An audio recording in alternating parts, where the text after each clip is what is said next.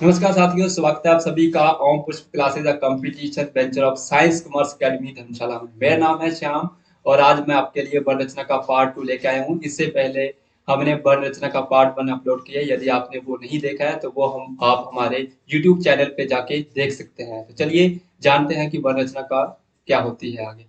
तो साथियों, सबसे पहले हम बात करते हैं कि वर्ण रचना के भेद। पिछली वीडियो में मैंने आपको बताया था कि वर्ण रचना के भेद 3 होते हैं: उच्चारण के आधार पर, वायु संवेग के आधार पर तथा तारत्व या फिर प्रकंपन के आधार पर। जिसमें मैंने उसमें बताया था आपको कि उच्चारण के आधार पर वर्ण रचना के कितने भेद होते हैं। तो मैंने उसमें बताया था आपको कि इसके 2 भेद होते हैं, एक स्वर तथा दूसरे व्यंजन। आज हम बात करेंगे वायु संवेग के आधार पर, जिसमें हम बात करेंगे वायु संवेग के आधार पर तथा तारत्व या फिर प्रकंपन के आधार पर। तो चलिए जानते हैं कि वायु संवेग के आधार पर वर्ण रचना के कितने भेद होते हैं। तो मैं आपको बताना चाहता हूँ कि वायु संवेग के आधार पर वर्ण रचना के 2 भेद होते हैं। नंबर 1 पे आता है हमारे पास अल्प प्राण, नंबर 2 पे आता है हमारे पास महाप्राण।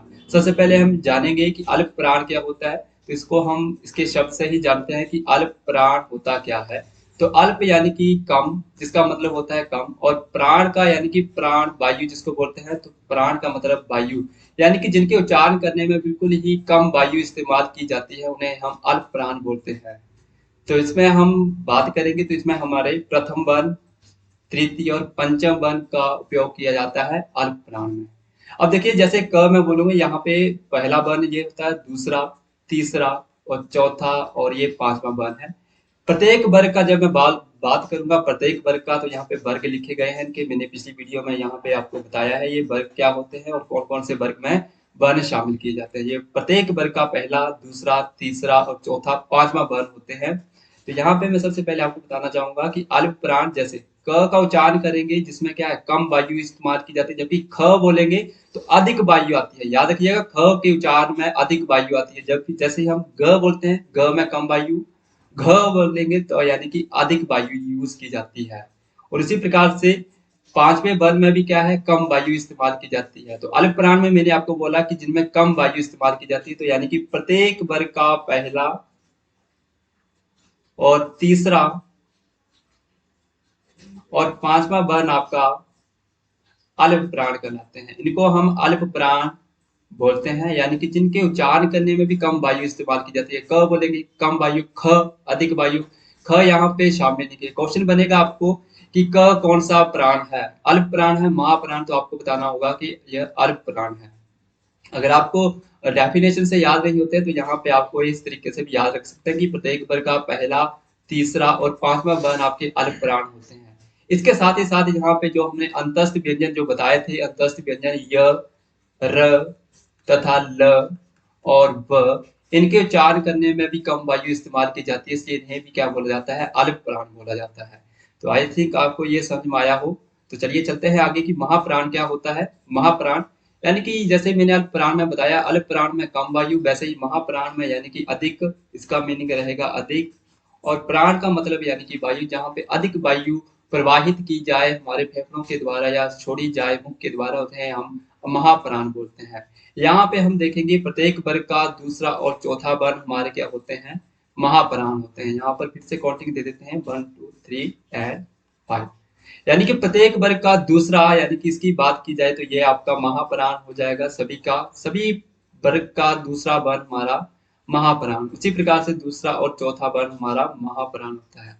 अब डेफिनेशन से समझते हैं कि क के उच्चारण करने में कम वायु, वैसे पीछे हम जब भी क का उच्चारण करते हैं तो कम वायु इस्तेमाल की जाती है। ख का उच्चारण करेंगे तो अधिक वायु, ख तो अधिक अधिक वायु प्रवाहित की जा रही है, तो यानी कि महाप्राण होगा। ग कम वायु, घ जब बोलते हैं तो अधिक वायु इस्तेमाल की जाती है। हम ज्ञ बोलेंगे तब भी कम वायु का इस्तेमाल किया जाता है। वैसे ही च, छ बोलेंगे तो अधिक वायु, ज बोलेंगे कम वायु, झ बोलेंगे अधिक वायु, ञ बोलेंगे तो यानी कि कम वायु, ट, ठ बोलेंगे, ठ में अधिक वायु प्रवाहित की जाती है, ड बोलेंगे कम वायु, अढ़ बोलेंगे तो अधिक वायु, और न बोलेंगे तो अधिक वायु। तो याद रखने के लिए यहाँ पर भी दूसरा और चौथा वर्ण आप याद रख सकते हैं।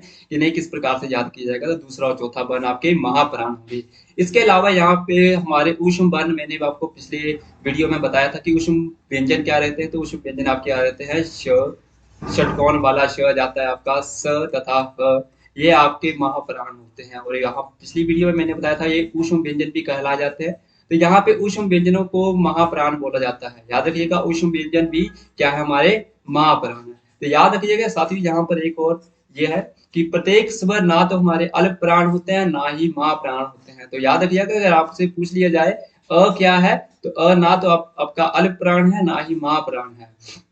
इसी प्रकार यदि आपसे ये भी पूछ लिया जाए अ से लेके जब औ तक हमारे जितने भी स्वर आते हैं 11 स्वरों में से कोई भी पूछ ले तो वो भी ना तो अल्प प्राण है ना ही आपका महाप्राण। तो चलिए जानते हैं आगे इसके दूसरे भेद के ऊपर कि तारतम्य या प्रकंपन के आधार पर वर्णों के कितने भेद होते हैं। तो यहाँ पे 2 भेद होते हैं। ये तीसरा भेद है आपका वर्ण रचना का। 2 भेद हमने पिछले डिस्कस कर लिए अभी, एक उच्चारण के आधार पर पिछली वीडियो में बताया था। अब ये वायु संवेग के आधार पर हमने पढ़ा कि वायु संवेग के आधार पर 2 भेद होते हैं, आपके अल्प प्राण तथा महाप्राण। और अभी हम देखेंगे तारतम्य या फिर प्रकंपन के आधार पर कितने भेद होते हैं। तो यहाँ पे लिखा है इनके आधार पर 2 भेद होते हैं। याद रखिएगा कितने भेद, 2 भेद। कौन कौन से होते हैं? घोष और संघोष वर्ण होते हैं।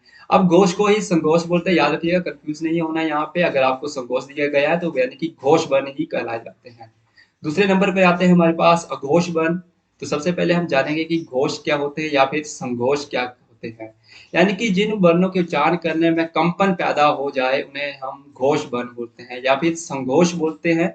और ऐसे कौन कौन से वर्ण रहते हैं जिनके उच्चारण करने में कंपन पैदा होता है? तो याद रखिएगा तीसरा, चौथा और पांचवा वर्ण ऐसे होते हैं जिनकी उच्चारण करने में कंपन पैदा होता है। अब क के उच्चारण करने में कोई कंपन नहीं पैदा होती है, ख के उच्चारण करने में भी कोई कंपन पैदा नहीं है जब हम उच्चारण करते हैं।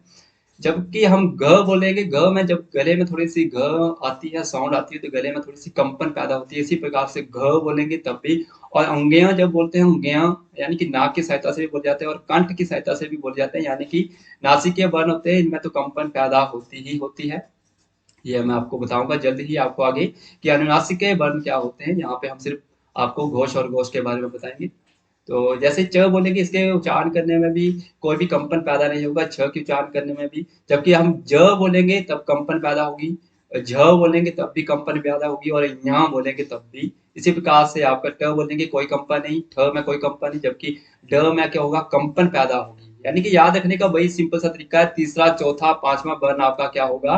आपका घोष वर्ण कहला जाते हैं।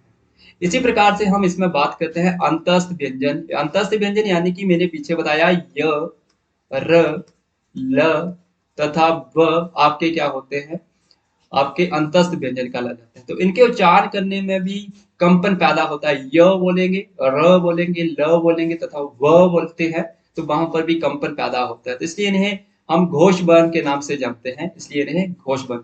इसके साथ ही याद रखिएगा ह जो ऊष्म व्यंजन रहता है वो भी यहाँ पे शामिल कर लिया जाता है ह को। तो ध्यान रखिएगा ह भी क्या होता है हमारे पास? घोष वर्ण कहलाता है। इसके साथ ही साथ ध्यान रखिएगा स्वर वर्ण भी क्या होते हैं हमारे पास? घोष वर्ण कहलाते हैं। अ, आ, ई, उ, री इत्यादि जितने भी स्वर रहते हैं वो भी सारे के सारे हमारे क्या है? घोष वर्ण कहलाए जाते हैं। तो चलिए जानते हैं आगे कि अघोष वर्ण क्या होते हैं। घोष वर्ण अभी हमने समझे, जिनमें कंपन पैदा हो जाए उन्हें हम घोष बोलते हैं। जैसे अब घोष यानी कि जिनके उच्चारण करने में कंपन पैदा ना हो, यानी कि गले में कोई भी कंपन पैदा ना हो, उन्हें हम अघोष वर्ण बोलते हैं। तो देखते हैं कौन कौन से होते हैं। यहाँ पे पहला और दूसरा वर्ण ही ऐसे होते हैं जिनमें कंपन पैदा नहीं होती। अभी पीछे बताया मैंने आपको कि क के उच्चारण करने में कोई कंपन पैदा नहीं है, ख के उच्चारण करने में कोई कंपन नहीं, जबकि ग और घ और अंग्या बोलने में कंपन पैदा होती है। तो याद रखिएगा यहाँ पे पहला और दूसरा वर्ण आपके अघोष वर्ण कहलाए जाते हैं। प्रत्येक वर्ग का पहला और दूसरा वर्ण। आपको पूछ सकता है एग्जामिनर कि त आपका क्या है, तो त आपको बताना पड़ेगा यहाँ पे अघोष वर्ण कहलाया जाता है। इसके अलावा यहाँ पे प्रत्येक ऊष्म व्यंजन हमारे सिर्फ हम ह को छोड़ देते हैं, क्योंकि ह हमारा यहाँ पे आपका यहाँ पे घोष वर्ण होता है जिसमें कंपन पैदा होता है। अभी पीछे मैंने आपको बताया है। बाकी सभी को हम शामिल कर लेते हैं, जैसे श, षटकोण वाला श तथा स को हम अघोष वर्ण में शामिल करते हैं। तो ध्यान रखिएगा कि यहाँ पे। तो आई होप आपको ये वीडियो समझ में आई हो। मिलते हैं आपको अगली वीडियो में इनके MCQ क्वेश्चंस को लेके। तब तक के लिए जय हिंद, जय भारत।